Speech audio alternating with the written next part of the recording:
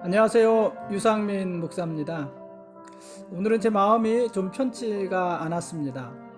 오늘 새벽에 말씀을 나누면서 오늘 하루 자기 자신에 대해서 좀 더 관대해지자 이렇게 적용을 했었는데 저는 개인적으로 지금보다 저 자신에 대해서 얼마나 더 관대하자고 하는 것인지 잘 모르겠습니다. 오늘 제가 마음을 다잡기 위해서요, 하루 종일 책을 봤습니다. 이런 날은 아무 생각 없이 만화책 보는 것이 제격인데, 목사의 품위도 있고, 그래서 만화책은 아니고 소설책을 하루 종일 보았습니다. 좋았습니다. 오늘 오전에 장로님이 전화해서 제가 궁금해하는 집사님 소식을 전해주셨습니다. 그 집사님은 벌써 연말 준비를 하느라고 아주 많이 바쁘게 지낸다고 합니다. 지방에 가는 일이 많고요. 그래서 집에도 거의 못 들어오는 날이 많이 있다고 합니다. 그 소식을 전하기 위해서 전화 주신 우리 장로님, 그 마음 씀씀이가 참 세심하지 않습니까? 오늘 선배 목사님이 모친상을 당했다는 연락을 받았습니다. 국내든 국외든 단체로 여행을 가면은 항상 저와 룸메이트를 하던 선배십니다. 몇 년 전에 그 선배님 시골집에 가서 부모님을 뵌 적이 있는데, 그때 그 노부부는 시골에서 농사 지으면서 어려운 시골교회를 아주 열심히 섬기고 계셨습니다. 그 교회에서 두 분은 기둥 같은 분이시라고 주변에서 이야기하는 소리도 들었습니다. 장례식장이 충남 예산에 있고요. 코로나 때문에 많이들 가는 분위기는 아니지만은 저는 내일 아침 일찍 다녀올 생각입니다. 천상병 시인, 여러분 잘 아시는 천상병 시인은 죽음을 가리켜서 아름다운 세상에서 소풍 끝내고 하늘로 돌아가는 것, 이렇게 표현을 했습니다. 얼마나 아름다운 표현인가요? 아름다운 세상에서 소풍 끝내고 하늘로 돌아가는 것, 그게 죽음이라고 했습니다. 여러분, 소풍 끝나고 가는 곳이 어디예요? 거기가 집 아닙니까? 그러니까 천상병 시인은 하늘을 자기 집이라고 생각을 했었던 것 같습니다. 여러분도 아시다시피 천상병 시인은 참 힘들게 삶을 사셨던 분이잖아요. 그럼에도 불구하고요, 이 천상병 시인은 자신을 고문하고 감옥에 가두고 심지어 자신을 행렬병자 취급했던 이 세상을 아름다운 곳이다, 이렇게 표현을 했습니다. 참 놀랍습니다.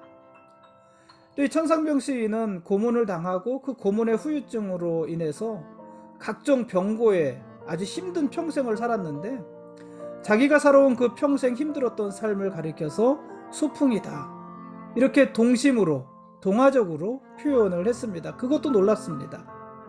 또 사람은 결국 하늘로 돌아가게 되어 있다는 그 통찰력도 놀랍습니다.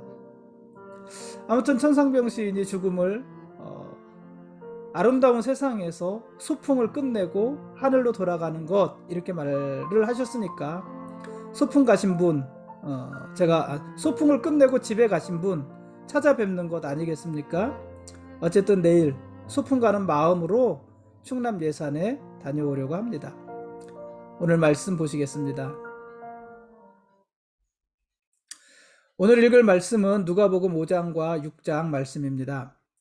갈릴리 사역을 시작하신 예수님이 제자들을 부르십니다.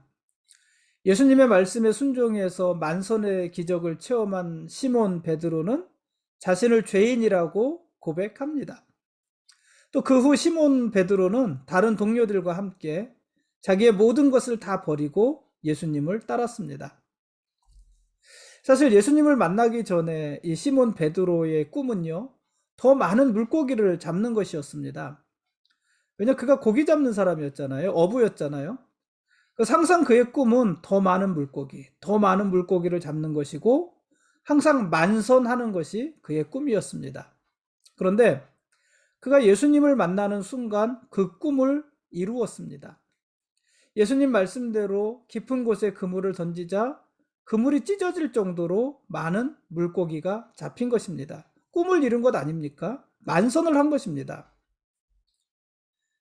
그런데 예수님을 만나고 보니까는 그렇게 꿈을 이루어서 배 안에 가득 채워놓은 그 물고기보다도 더 귀한 것이 보였습니다.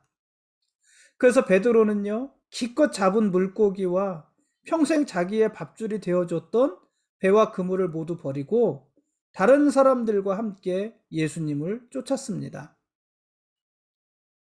성경에 보면은요, 예수님을 만난 사람들이 보이는 공통적인 반응들이 있습니다. 물론 모든 사람이 그런 것은 아니고 거꾸로 반응하는 사람들도 물론 있습니다만은, 그러나 일반적으로 공통적인 반응들이 있는데, 그것은 뭐냐면, 첫째, 예수님을 만나고 나면 자기 자신이 죄인이라는 것을 깨닫는다는 것이고요. 둘째, 예수님을 만나고 나니 자기 삶에서 정말로 소중한 것이 무엇인지 비로소 알게 되더라는 것입니다. 그래서 정말 소중한 것을 알았기 때문에 더 소중한 것을 위해서 덜 소중한 것을 기꺼이 포기하더라. 이런 것들이 예수님을 만난 사람들이 보이는 반응들입니다. 오늘 베드로가 그렇게 반응한 것이고요. 부활하신 예수님을 만난 사도 바울도 예수님을 만난 후 자기 자신을 뭐라고 말을 했냐면, 내가 죄인의 괴수다, 이렇게 고백을 했고, 또 평생 사도 바울이 자랑스러워하던 자기의 모든 스펙, 자기의 출생과 출신 성분과 학력과 그런 모든 스펙을 배설물처럼 여기면서 버렸습니다. 우리가 잘 아는 삭개오도 그렇지 않습니까? 삭개오는 세리 일을 하면서 부정한 재물을 많이 모았던 사람입니다. 그러면서 그렇게 부정하게 모아들이는 재물을 자기의 몫이라고 생각했지, 그것을 죄라고 생각하지 않았습니다. 그런데 그 삭개오가 예수님을 만난 후로는 부정한 일을 금하게 되었고, 부정한 일을 왜 금했어요? 회개했잖아요. 이게 잘못이구나 하는 걸 회개하고 부정한 일을 금하고, 그동안 손가락질 받으면서도 악착같이 모아두었던 자기의 재물을 가난한 자들을 위해서 내어놓았습니다. 여러분은 어떠십니까? 여러분도 예수님을 만나서 경험한 이런 변화들이 있으십니까? 내가 정말 죄인이구나. 내 삶에 있어서 정말 소중한 것은 이것이구나. 이 소중한 것을 위해서 덜 소중한 저것은 내려놓을 수 있겠구나. 이러한 변화, 이런 경험이 여러분에게도 있으십니까? 예수님께서는요, 하나님께 속한 권위를 아주 적극적으로 실행하셨습니다. 예수님은 이스라엘 공동체에서 격리된 채로 살아가던 나병 환자를 고쳐주시고, 그리고 그를 원래의 공동체로 돌려보내주셨습니다. 그리고 성전에 들어갈 수 없어서 죄사함의 기회조차 갖지 못하던 중풍병자의 죄를 사해 주시고 그의 병도 고쳐주셨습니다. 특히 예수님은 나병 환자를 고치실 때 그 몸에 손을 대셨다, 이렇게 누가는 기록을 했습니다. 그동안 나병 환자의 몸에 손을 댄 사람은 아무도 없었습니다.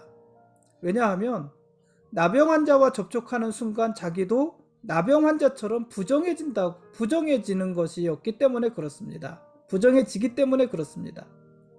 그러나 예수님은 나병 환자의 몸에 손을 대셨고, 그래서 예수님이 부정해지신 것이 아니라 나병 환자가 깨끗해졌습니다. 모르긴 몰라도요, 이 나병 환자는, 이 사람이 언제부터 나병 환자였는지 모르겠지만은 나병 환자가 된 이후로 자기의 몸에 손을 댄 사람은 예수님이 처음이었을 것입니다. 그러니 자기의 몸에 따뜻한 사람의 체온이 전해질 때 그 마음의 병도 고침을 받았을 것입니다. 그러니까 예수님은 몸만 고치신 것이 아니라 마음도 고치시고 영혼도 고치시고 그렇게 치유하시는 분이셨다는 얘기입니다. 예수님은 계속해서 소외된 사람들과 함께 하십니다. 당시 창기와 함께 가장 몹쓸 죄인으로 여겨지던 세리를 부르셔서 제자를 삼으시고, 세리인 레위의 집에 가셔서 다른 세리들 또 다른 죄인들과 함께 식사를 하셨습니다. 그 모습을 보고 외식하는 바리새인들은 예수님을 비난했지만 그때 예수님께서는 뭐라고 말씀하십니까? 건강한 자에게는 의사가 쓸데없고 병든 자에게라야 쓸데있나니 내가 의인을 부르러 온 것이 아니요 죄인을 불러 회개시키러 왔다. 이렇게 말씀하셨습니다. 여러분, 하나님 앞에서 우리의 죄는요 사실 큰 문제가 아닙니다. 제가 이 말씀을 자주 드렸는데요, 우리의 죄는요 사실 큰 문제가 아닙니다. 왜냐하면 우리의 어쩔 수 없는 한계 때문에 그래요. 죄를 짓지 않을 수 없는 우리의 한계 때문에 그래요. 여러분, 누구나 죄를 짓지 않습니까? 누구나 죄를 짓습니다. 죄를 짓지 말아야 되는데, 우리가 예수님을 만났으면 더 이상 죄를 짓지 말아야 되는데, 그런데도 죄를 짓습니다. 누구나 그렇습니다. 그런데 이것이 왜 그렇게 문제가 아니라고 제가 말씀드리냐면, 죄를 지어도 괜찮다는 것이 아니라 우리의 모든 죄는 용서받을 수 있기 때문에 그렇습니다. 그럼 문제는 뭘까요? 문제는 죄를 회개하지 않고 죄에서 돌이키지 않는 것입니다. 여러분, 우리가 하나님의 심판을 받는 것은 죄 때문에 받는 것이 아니라 죄를 회개하지 않기 때문에, 죄에서 돌이키지 않기 때문에 심판을 받는 것입니다. 왜냐하면 죄가 문제지만 그 죄는 용서해 주시잖아요. 이미 용서해 주셨잖아요. 그래서 죄가 문제가 아니라 죄에서 돌이키지 않는 것이 문제입니다. 또요, 그럼 왜 죄에서 돌이키지 않을까? 자기가 죄인이라고 생각하지 않기 때문입니다. 더 적극적으로 자기는 의롭다고 생각하기 때문입니다. 그렇게 생각하는 사람이 누구였냐면 바로 서기관들이었고 바리새인들이었던 것입니다. 그러니요, 서기관과 바리새인들, 나는 의롭다고 생각하기 때문에 이들에겐 사실 예수님이 필요하지 않습니다. 건강한 자에게 의사가 필요하지 않는 것 같습니다. 그러나 죄인들, 세리와 창기와 각종 죄인들은 그들이야말로 예수님이 필요한 자들이고, 왜냐하면 자기들도 죄인이라는 걸 알아요. 그래서 예수님이 필요하고, 그래서 예수님은 그들을 찾아가시며 그들과 함께 하신 것입니다. 안식일의 주인이신 예수님께서 왜곡된 안식일의 의미를 바로 잡으십니다. 안식일은 사람을 구속하고 정죄하기 위해 있는 날이 아니라 선을 행하고 사람을 살리기 위해서 있는 날입니다. 그게 안식일의 정신이었습니다. 이런 안식일의 의미와 정신을 정확히 해석하고 또 안식일에 두신 하나님의 뜻을 실현할 수 있는 분은 오직 안식일의 주인이신 예수님밖에 없습니다. 예수님은 하나님의 나라를 확장하기 위해서 산에 올라가 밤새 기도하셨습니다. 그리고 12명의 사도를 정식으로 세우셨습니다. 그리고 무리에게 가셔서 병자를 치료하시고 하나님 나라를 가르치셨습니다. 누가복음에는요, 특별히 예수님이 병든 자를 치료하시는 모습이 많이 나오고요. 또 예수님이 병든 자를 치료하는 그 과정, 장면, 이런 것들이 더 구체적으로 기록이 되어져 있습니다. 그것은 아마도 이 누가가 의사였다는 직업적인 특성이 반영된 것일 수도 있고요. 또 누가복음의 특징인 약하고 소외된 자들을 향한 주님의 마음을 더 섬세하게 표현한 것일 수도 있을 것입니다. 예수님은요, 맹인의 비유, 또 티와 들보의 비유, 눈에 있는 티끌과 들보의 비유, 나무와 열매의 비유, 집 짓는 사람의 비유 등 이 4가지 비유를 통해서 교만하고 위선적인 당시 종교 지도자들을 책망하시고, 너희는 그렇게 되지 말고 겸손하게 말씀을 배운 대로 실천하는 자가 되라, 이렇게 촉구하십니다. 지금까지 누가복음 5장과 6장 말씀에 대한 길라잡이였습니다. 내일 읽을 말씀은 누가복음 7장과 8장 말씀입니다. 오늘 읽은 말씀에서요, 예수님은 너희 원수를 사랑하며 너희를 미워하는 자를 선대하며 너희를 저주하는 자를 위하여 축복하며 너희를 모욕하는 자를 위하여 기도하라, 이렇게 말씀하셨어요. 너희 원수를 사랑하며 너희를 미워하는 자를 선대하며 너희를 저주하는 자를 위하여 축복하며 너희를 모욕하는 자를 위하여 기도하라. 심지어는요, 입뺨을 치는 자에게 젖뺨도 돌려대며 겉옷을 빼앗는 자에게 속옷도 거절하지 말라고도 하셨습니다. 만일 너희에게 구하는 자가 있으면 주고 네 것을 가져가는 자에게 가서 다시 달라고 하지 말라, 이렇게도 말씀하셨습니다. 이렇게 하는 것은 하나님이 너희에게 자비로우심 같이 너희도 다른 사람에게 자비하게 자비롭게 행하는 것이다, 이렇게도 말씀하셨습니다. 또 너희가 이렇게 행하면 너희의 상이 크고 너희가 지극히 높으신 이의 아들이 될 것이다, 이렇게도 말씀하셨습니다. 여러분, 말은 좋은데요, 사실 이 말이 얼마나 어려운 말인지 우리는 알고 있지 않습니까? 이러한 가르침, 원수를 사랑하라, 미워하는 자들을 선대하라, 너희를 저주하는 자를 위하여 축복하라, 너희를 모욕하는 자를 위해 기도하라, 이런 가르침은요, 오늘도 놀랍지만은 예수님 당시에는요, 이런 가르침은 아주 파격적인 것이었습니다. 왜냐하면 어느 곳에서도 볼 수 없는, 들을 수 없는 가르침이었습니다. 예수님 당시 어느 곳에서도요, 원수를 사랑하라고 가르치지 않았습니다. 유대교도 마찬가지예요. 하나님을 믿는다는 유대교도 마찬가지고, 랍비들의 문헌에도 원수를 사랑하라는 명령은 나오지 않습니다. 그러니 원수를 사랑하라, 미워하는 자를 선대하라, 이런 예수님의 가르침은요, 정말 놀랍고 파격적인 것이었던 것입니다. 그러나 예수님은 분명히 원수를 사랑하라고 가르쳤고, 그것이야말로 너희가 하나님의 속성대로 사는 것이다, 이렇게 가르치신 것입니다. 여러분, 예수님 당시에 예수님의 가르침대로 사는 사람은 아무도 없었습니다. 원수를 사랑하며 사는 사람은 아무도 없었습니다. 왜냐하면 그런 가르침조차 없었는데 누가 그렇게 살 수 있겠습니까? 그러나 원수를 사랑하고 미워하는 자를 선대하고 저주하는 자를 위해 복을 빌어주고 모욕하는 자를 위해 기도해주는 삶, 만일 그런 삶을 사는 자가 있다면 그 사람은 분명히 다른 사람과는 구별된 자들이다, 이것이 분명하게 드러나는 것 아니겠습니까? 예수님을 따르는 자들이 그래야 된다는 것입니다. 그 당시 원수를 사랑하는 자들은 아무도 없었지만, 그러나 예수님을 따라가는 자들은 원수를 사랑함으로 자기들이 예수님의 제자라는 것, 세상 사람들과 다르다는 것을 입증해야 되는 것이었습니다. 여러분, 우리는 세상에 속해서 살지만 세상과 똑같이 사는 사람들은 아닙니다. 우리는 오히려 다르게 사는 사람들입니다. 그래서 우리는 구별된 사람들 아닙니까?